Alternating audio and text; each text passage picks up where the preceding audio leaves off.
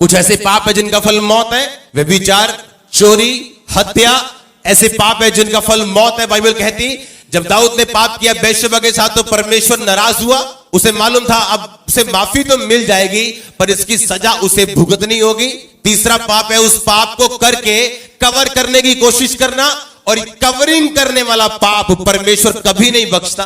कि एक तो पाप किया बेशबा के साथ, अब उसे कवर करने के लिए उसके हस्बैंड को मरवाने की चाल चली और मरवा दिया।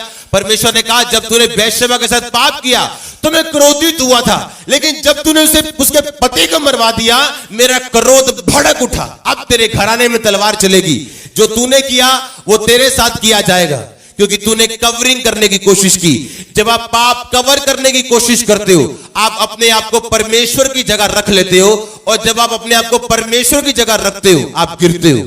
आप जानते हैं कवरिंग करने वाले इंसान, एक तो चोरी की, अब उस चोरी को छुपाने के लिए सारे रिकॉर्ड चेंज हो रहे, कुछ चीजें मिटाई जा रही, कुछ चीजें नहीं की जा रही। एक तो चोरी की और उस चोरी के रिकॉर्ड को खत्म करने के लिए 10 पाप और किए, और ऐसे पाप को परमेश्वर कभी नहीं बख्शता। इनका फल ये मौत वाले पाप है, ये नरक जाने वाले पाप है।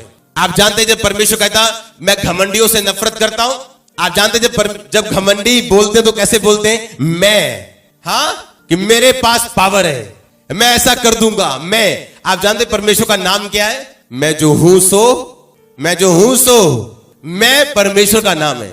जब आप अपने आप को मैं में लेके आते हो आप गिरते हो, क्योंकि ये परमेश्वर का स्थान ले रहे हो आप। और उसी तरह से जब आप कवरिंग करने के लिए जाते हो आप परमेश्वर का स्थान लेते हो और आप गिरते हो। परमेश्वर ने आपको ग्रेट बनने के लिए बुलाया, इस बात को ध्यान रखो। हाँ, पर हर रोकने वाली वस्तु और उलझाने वाला पाप, रोकने वाली वस्तु और उलझाने वाला पाप, ये आपकी ग्रेटनेस में एक रुकावट है। हालेलुया। आपको अभी से शरीर पे काबू करना, अगर अब नहीं किया तो कभी नहीं कर सकते। कोई बात नहीं, मेरी शादी हो जाए उसके बाद मैं शरीर पे काबू करूंगा, तब तक मैं सेल्फ सेक्स करूंगा।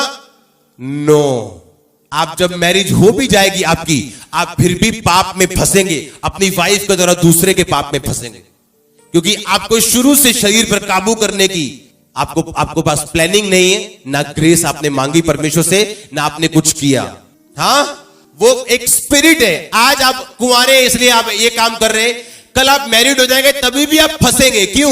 क्योंकि ये एक स्पिरिट है जिसपे आज आपको काबू करना है। अगर आप ग्रेट बनना चाहते हो, आप सेवा करो, काम करो, प्रेयर करो, लेकिन अगर ये शारीरिक बातें आप में हैं, आप बेअसर हो, आप बढ़ नहीं सकते, ना ग्रेट बन सकते हो। लोगों के सामने आप प्रीचर होंगे, लोगों के सामने सिंगर होंगे, लोगों के सामने आप वॉलंटियर होंगे, लेकिन आपको अंदर से पता होगा आप खाली व्यक्ति हो।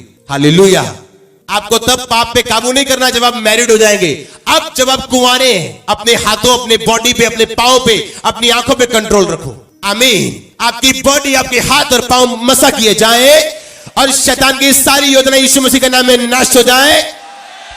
हालेलुया। ये वो पाप है जो आपको ग्रेट बनने से रोकते हैं।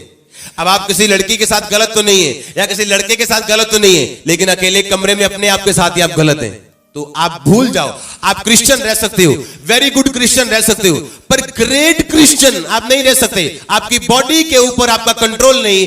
बाइबल कहती, पौलुस ने कहा अपने स्पिरिचुअल सन से कि जब तू परमेश्वर का काम करे तो जितेंद्रिय होना, जितेंद्रिय।